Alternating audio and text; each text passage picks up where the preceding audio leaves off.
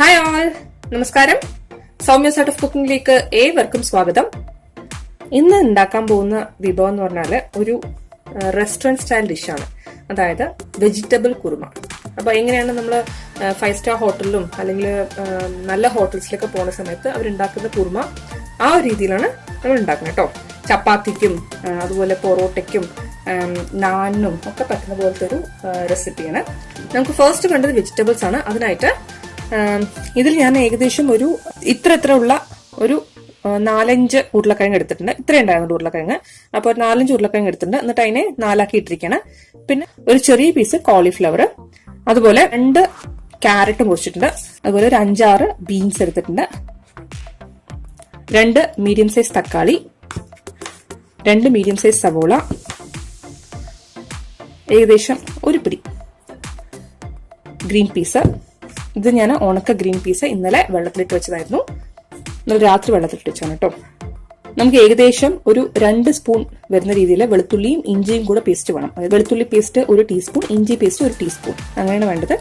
അപ്പോൾ ഞാൻ അതിന് വേണ്ടിയിട്ടുള്ള ഒരു 5 അല്ലി വെളുത്തുള്ളിയും അതുപോലെ ഒരു ചെറിയ പീസ് ഇഞ്ചിയും എടുത്ത് വെച്ചിട്ടുണ്ട്. പിന്നെ ഞാനൊരു 1/4 തേങ്ങ എടുത്തിട്ടുണ്ട്, കാണിച്ചു തരാം. ഇത് കണ്ടോ, ഇത്രയും എടുത്തിട്ടുണ്ട് കേട്ടോ. പിന്നെ ഇതിൽ 12 കാഷ്യൂനട്ട് ഇട്ടിട്ടുണ്ട്. അതിന് പുറമെ 2 സ്പൂൺ കസകസയും കുതിർത്ത് വെച്ചിട്ടുണ്ട്. ഞാനത് ചെറു ചൂട് വെള്ളത്തിലാണ് കുതിർത്തിരിക്കുന്നത് കേട്ടോ. പിന്നെ കുറച്ച് കറിവേപ്പിൻ്റെ ഇല, ചെറിയ പച്ചമുളകാണ്, ഒരു 4 പച്ചമുളക് എടുക്കാം. എന്റെ വലിയ പച്ചമുളകാണ്, അപ്പൊ 2 പച്ചമുളക് എടുത്തിരിക്കുന്നത് കേട്ടോ. പിന്നെ 1/2 സ്പൂൺ മഞ്ഞൾപ്പൊടി, 1/2 ടീസ്പൂൺ മഞ്ഞൾപ്പൊടി, 1 ടീസ്പൂൺ മുളക് പൊടി, 1 ടീസ്പൂൺ മല്ലിപ്പൊടി. മുളക് പൊടി മല്ലിപ്പൊടി കൂടി പോകരുത്. അങ്ങനെ കൂടിപ്പോയാൽ കുറുമയുടെ കളർ ചേഞ്ച് ആവും. അപ്പോൾ നമ്മൾ എന്ത് ചെയ്യാൻ പോകണമെന്ന് വെച്ചിട്ടുണ്ടെങ്കിൽ ഒരു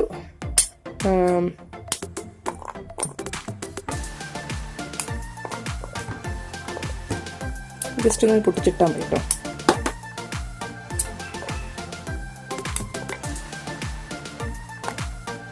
ഇതിലേക്ക്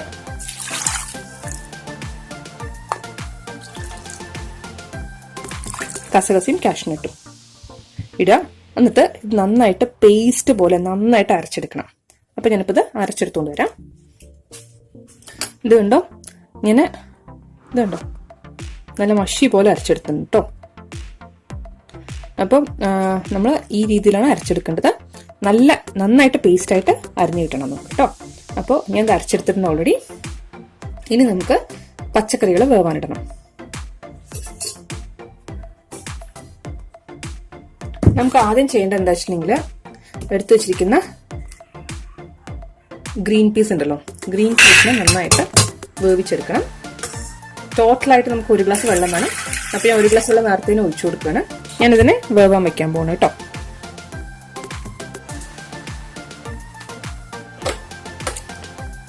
ഇതൊരു 4 വിസിൽ വരണ വരെ നമുക്ക് വെക്കാം.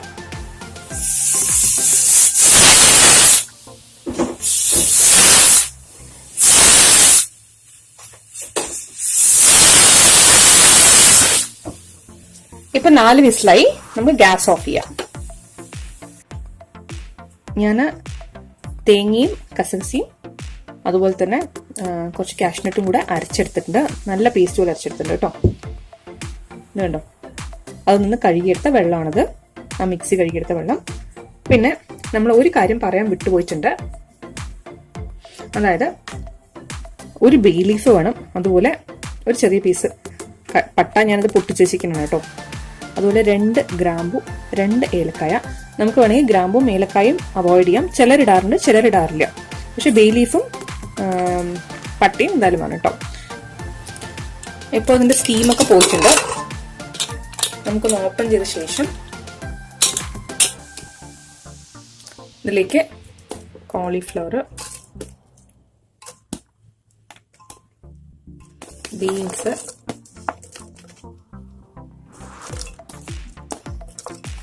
ക്യാരറ്റ്,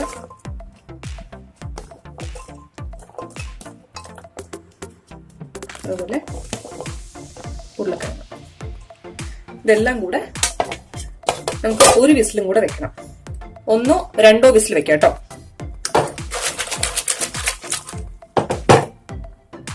ഇതിലേക്ക് നമുക്ക് വേണമെങ്കിൽ കുറച്ച് ഉപ്പും ഇട്ട് കൊടുത്തിട്ട് വെക്കാം. ഞാൻ പച്ചക്കറിയിലേക്ക് ആവശ്യമുള്ള ഉപ്പിട്ട് കൊടുക്കുന്നുണ്ട്.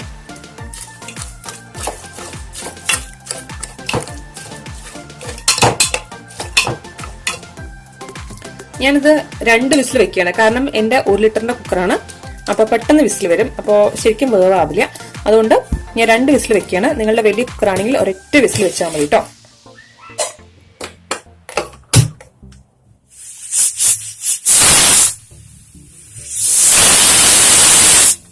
ഇപ്പൊ 2 വിസിൽ വന്നു. ഞാൻ അതിനെ മാറ്റിയിട്ട് അപ്പുറത്തെ സ്റ്റൗവിലേക്ക് വെച്ചിട്ടുണ്ട് കേട്ടോ. ഇനിയിപ്പോ ഞാൻ വേറൊരു പാൻ വെച്ചിട്ട് നമ്മുടെ ഇവിടുത്തെ കാര്യങ്ങൾ ചെയ്യാൻ പോവാണ്. ഇതിലേക്കൊരു 2 ടേബിൾ സ്പൂൺ എണ്ണ ഒഴിച്ചു കൊടുക്കാം. എന്നിട്ട് അതിലേക്ക് ഒരു ബേ ലീഫ് ഇടുക. അതുപോലെ പട്ട നമുക്ക് വേണമെങ്കിൽ പൊട്ടിച്ചിട്ട് കൊടുക്കാം കേട്ടോ. പിന്നെ ഏലക്കായ, ജസ്റ്റ് 2 ചെറിയ ഏലക്കായ ഞാൻ എടുത്തിരിക്കണേ. ജസ്റ്റ് മുകളിലൊന്നിങ്ങനെ പൊട്ടിച്ചിട്ട് ഇട്ട് കൊടുത്തിട്ടുണ്ടെങ്കിൽ നന്നായിട്ട് മണം ഇറങ്ങും. ജസ്റ്റ് ഒന്ന് കീറിട്ട് ഇട്ട് കൊടുക്കും കേട്ടോ. പിന്നെ 2 ഗ്രാമ്പു,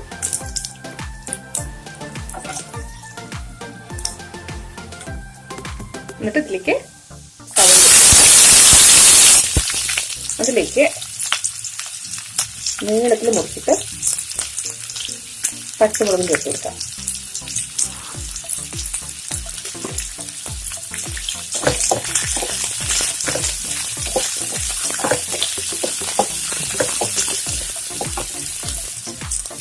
ഇതിലേക്ക് 2 കറിവേപ്പിലയും കൂടി ചേർത്ത് കൊടുക്കാം.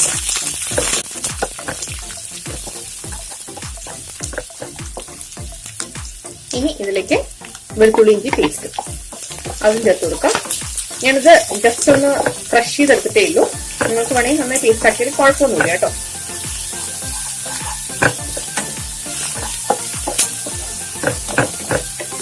വെളുത്തുള്ളി ഇഞ്ചി പേസ്റ്റിന്റെ ആ ഒരു ഗന്ധം ഉണ്ടല്ലോ നന്നായിട്ട് പോണം. പച്ചമണം നന്നായിട്ട് പോണം. അതുവരെ ഒന്ന് വഴറ്റി കൊടുക്കുക. അടി പിടിക്കാണ്ട് നോക്കുക കേട്ടോ.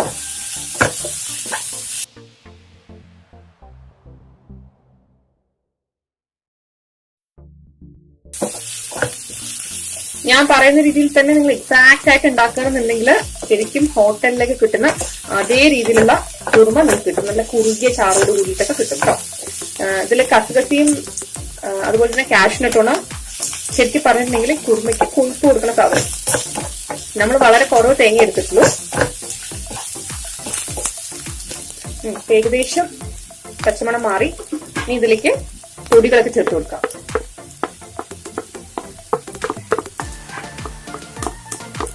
മുളക് പൊടിയും മല്ലിപ്പൊടിയൊന്നും കൂടിപ്പോവരുത്. ശരിക്കും 1 സ്പൂണിൽ കൂടുതൽ ചേർക്കണ്ട.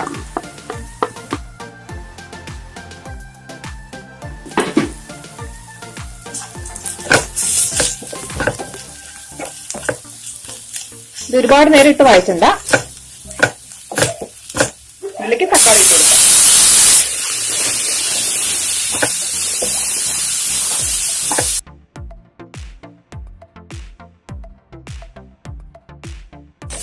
ഇതിന്റെ ഫ്ലെയിം ഒന്ന് കുറച്ച ശേഷം നമുക്കിതൊന്ന് മൂടി വെച്ച് 2 മിനിറ്റ് വേവിക്കാം.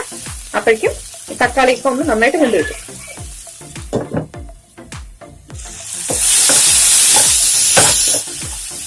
ഇത് ഇടയ്ക്കിടയ്ക്കൊന്നിട്ട് ഇളക്കി കൊടുക്കുക. അടി പിടിക്കാണ്ട് നോക്കണം കേട്ടോ.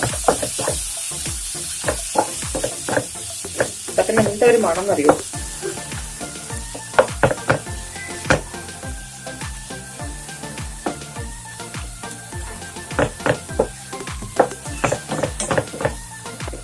ഇതിലേക്ക് ഇങ്ങനെ മിക്സി കഴുകിയ വെള്ളം ഉണ്ടല്ലോ അത് ഒഴിച്ചു കൊടുക്കണം.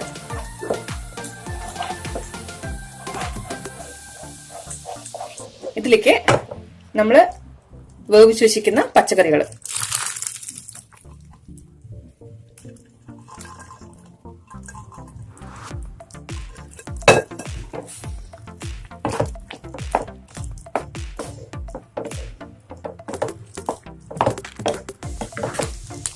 ഇനിയിപ്പോ നമുക്ക് പച്ചക്കറികളൊക്കെ ഒന്ന് ഉപ്പ് പിടിക്കേണ്ടത് അത്യാവശ്യമാണല്ലോ. അപ്പോൾ ഒന്ന് അടച്ചു വെച്ചിട്ട് ഒരു 5 മിനിറ്റ് നന്നായിട്ട് വേവിച്ചെടുക്കുക. അപ്പൊ ഇതില് ഉപ്പും എരിവും ഒക്കെ പിടിച്ചോളും. നമ്മൾ ഓൾറെഡി ഉപ്പിട്ടിട്ടുണ്ടായിരുന്നു. പക്ഷെ എരിവും പുളിപ്പൊക്കെ പിടിക്കണമെന്നുണ്ടെങ്കിൽ ഒന്ന് അടച്ചു വെച്ച് വേവിക്കാൻ വേണം. അപ്പോൾ നമുക്കൊന്ന് അടച്ചു വെച്ച് കൊടുക്കാം കേട്ടോ. ഒരു 5 മിനിറ്റ് നല്ലോണം വേവിച്ചോളൂ, കുഴപ്പമില്ല. ഇപ്പൊ ഒരു 5 മിനിറ്റ് നേരം അടച്ചു വെച്ച് വേവിച്ചു കഴിഞ്ഞു കേട്ടോ.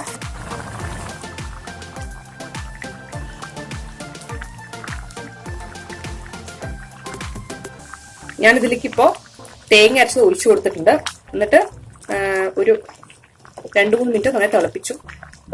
ആക്ച്വലി ഞാനത് തേങ്ങ ഒഴിക്കുന്ന സമയത്ത് എടുക്കാൻ വിട്ടുപോയി തോന്നുന്നു.